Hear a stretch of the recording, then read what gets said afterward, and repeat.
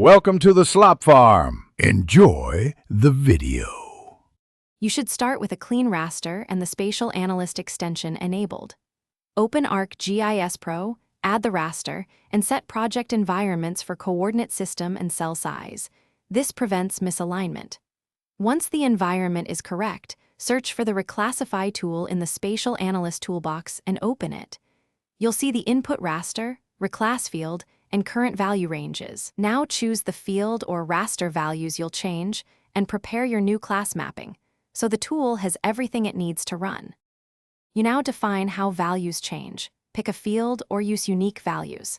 If continuous, create ranges and assign each a new value. For discrete categories, build a remap table listing old versus new values. Make sure you select the appropriate output data type, like byte for few classes or integer for many. Also decide how to treat no data, either leave it or assign a class.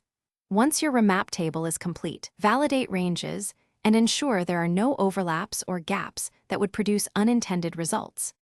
Run the Reclassify tool and wait for it to finish. Once done, apply an appropriate symbology to the output to visually confirm that classes changed as intended.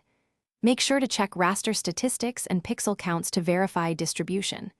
If results look wrong, confirm your environments, cell size, snap raster, the output data type, and that remap ranges do not overlap.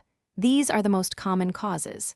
If errors persist, recreate a small test raster and iterate until the mapping behaves predictably. Thanks for watching. Consider subscribing if we helped you today.